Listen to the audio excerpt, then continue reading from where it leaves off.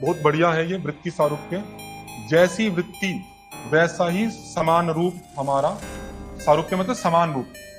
वृत्ति क्रोध की आई तो मैं भी क्रोधी, वृत्ति राग की आई तो मैं भी रागी। घर में जैसे लोगों के पास अलग अलग भाव होते हैं ना, किसी के प्रति राग है, किसी के प्रति द्वेष है, लोभ है, क्रोध है, तो हम वैसे ही हो जाते हैं। जैसा भाव हमारे मन में आया तो मैं का बोध भी कैसा होगा, मैं लोभी, मैं क्रोधी, मैं मोही, मैं द्वेषी, मैं ईर्ष्या वाला, या इसके अलावा कोई और भी सात्विक भाव है तो वो। लेकिन मैं का बोध कभी भी मैं में नहीं होगा, वो हमेशा किसके साथ जुड़ के होगा, आपका वृत्ति के साथ जुड़ के होगा। यह है वृत्ति सारूप्य, और यही दुख है। पूछना दुख को, अगर ये दुख क्या है, ये वृत्ति सारूप्य ही दुख है,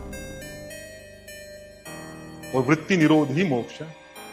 यही बंधन है, वृत्ति का सारूप्य बंधन है, और वृत्ति का निरोध ही मोक्ष। योग कह दीजिए या मोक्ष कह दीजिए। तो हमें ये पढ़ के इतनी बड़ी हानि नहीं लग रही आपको पढ़ के, वृत्ति सारूप्य इतनी बड़ी हानि, बंधन, दुख सब कुछ इसी में ही है, नहीं लग रहा। लेकिन इसको गहराई से विचार करोगे महीनों तक, तब लगेगा सारे दुख, अब ये हमारे जीवन में दुख है नहीं है ना, वे सारे दुख मैं इसी में ला दूंगा। एक भी दुख आपका नहीं बचेगा जो इससे अलग जाएगा। कहा दुख तो है, हम दुख का कारण कहाँ ढूंढ रहे हैं, बाहर।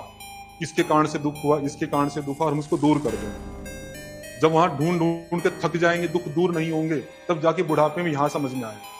तब बुढ़ापे में कुछ होएगा नहीं, तब तक जा चुके हैं, फिर अगला जन्म हो जाएगा।